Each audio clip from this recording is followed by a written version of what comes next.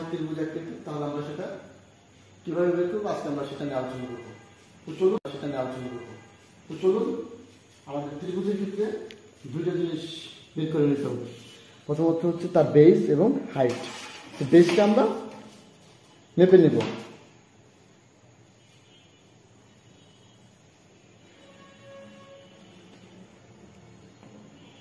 ত্রিভুজটির base আমরা দেখতে পাচ্ছি 132 mm এবং হাইটটা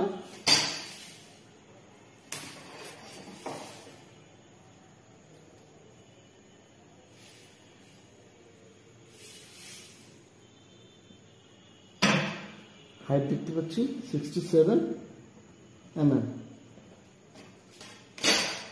আমরা বেসটাকে মিটারে কনভার্ট করব। 132 ভাগ হচ্ছে 1000, 0.132 এত মিটার, এবং 67কে যদি আমরা মিটারে কনভার্ট করি তাহলে হবে 0.067 এত মিটার। তো ত্রিভুজের ক্ষেত্রে এরিয়া নির্ণয়ের সূত্রটি হচ্ছে half of B into H. 0.5 into B এর মান আমরা পেলাম 0.132 ইন্টু হাইট 0.067।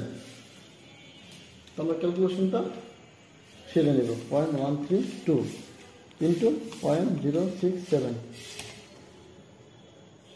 0.00442। এটা হচ্ছে আমাদের এই ত্রিভুজের এরিয়ার মান। তো এখন আমরা জিএসএম এর ক্ষেত্রে ওয়েট ডিভাইডেড বাই ক্ষেত্রফল 0.00442। এখন আমরা এটা ওয়েটটা মেপে নেব। এই ত্রিভুজটির ওয়েট কত আছে আমরা বসিয়ে দিলাম ব্যালেন্স মেশিনে।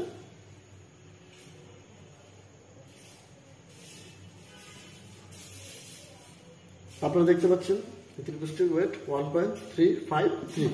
আমরা কি এখন ওয়েট 1.353, এরিয়া 0.00442, 1.353 এটা মানটা বসিয়ে দিলাম। আর আমরা নিচে এরিয়া পেলাম 0.00442। তখন আমরা 1.353 divide by 0.04422, 305 gram per meter square. আপনারা তো নিজের চোখেই দেখলেন সেই ভিন্ন রকমের হতে পারে, কিন্তু আপনারা চাইলে যে কোনো শেপের প্যাকেজিং ম্যাটেরিয়ালসের ক্ষেত্রে যে কোনো শেপের জিএসএম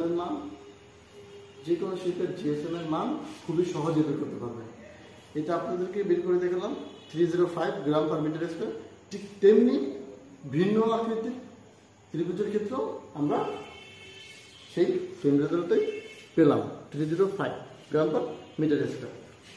তো আপনারা চাইলে যে কোনো আকৃতির প্যাকেজিং ম্যাটেরিয়ালসের জিএসএম এই পদ্ধতিতে বের করতে পারেন।